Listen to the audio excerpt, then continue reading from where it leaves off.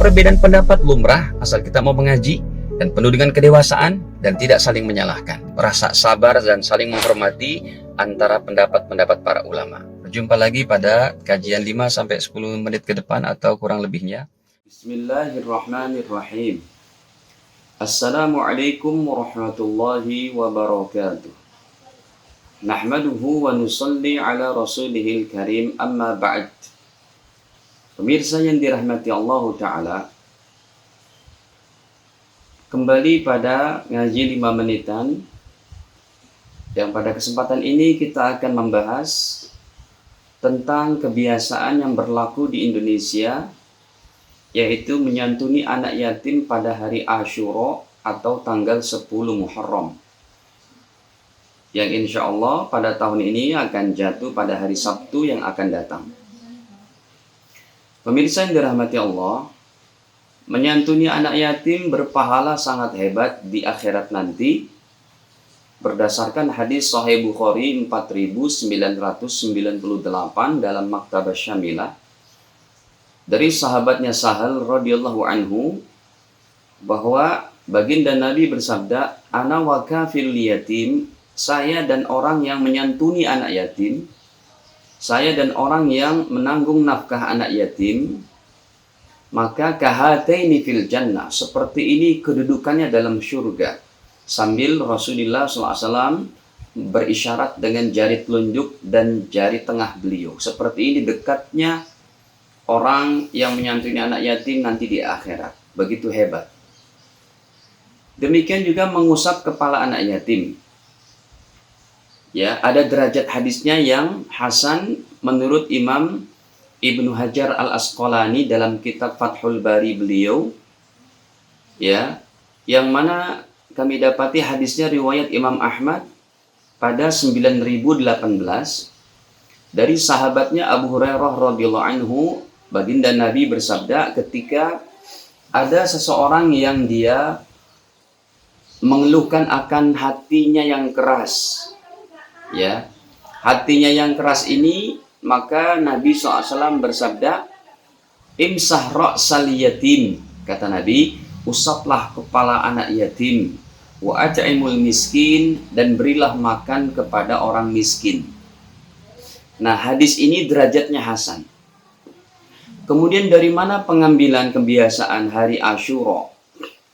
Ini memang kita dapati dalam hadis yang tidak begitu kuat di dalam, yaitu kitab Tanbihul Ghafilin yang banyak beredar di negeri kita, bahwa siapa yang mengusap kepala anak yatim pada hari Asyura tanggal 10 Muharram, maka setiap satu rambutnya itu menjadi satu hasanah, satu pahala. Hadirin, hadis ini sekalipun lemah, kita bisa lihat pada hadis Sahih Bukhari yang lain. Contohnya nomor 1135, yang Rasulullah Shallallahu Alaihi Wasallam menjadikan kebiasaan mendatangi Masjid Quba, ya, dalam keadaan berjalan kaki atau naik kendaraan setiap hari Sabtu. Kita lihat pendalilannya begini. Nabi pada setiap hari Sabtu datang ke Masjid Quba, ya, baik berjalan kaki atau naik kendaraan. Dari sini muhaddis terkenal yang tiada tanding, pensyarah penjelas kitab Sahih Bukhari terbaik yang nama kitabnya adalah Fathul Bari, beliau menyebutkan syarah hadis ini pada kitab Fathul Barinya juz keempat halaman 197, bahwa dengan hadis ini menjadi dilalah, menjadi sebuah dalil ala jawazi takhsisi ba'dil ayyam bi ba'dil a'mali salihah, bahwa dengan hadis ini diperbolehkan menentukan di sebagian hari untuk beramal soleh wal mudawamati ala dalik, dan mendawamkan, mengistiqomahkannya. Persis fatwa ini adalah untuk umat Islam Indonesia yang mengamalkan penentuan hari anak yatim pada tanggal 10 Muharram. Ya, memang perkataannya adalah Idul Yatama, tetapi maksudnya bukan hari Id kayak Idul Fitri, Idul Adha. Itu hanya sebuah peluapan kegembiraan kepada anak yatim untuk kita menyantuni anak yatim sebagai simbol bahwa anak yatim ada tengah-tengah kita dan perlu santunan. Ya, maka menentukan harinya ini, kata muhaddis terkenal ini Imam Ibnu Hajar Asqalani, ya, yang beliau dalam biografinya hafal 1 juta hadis, beliau fatwakan tidak mengapa menentukan satu waktu itu dan mengistiqomahkannya untuk dilakukan setiap tahun.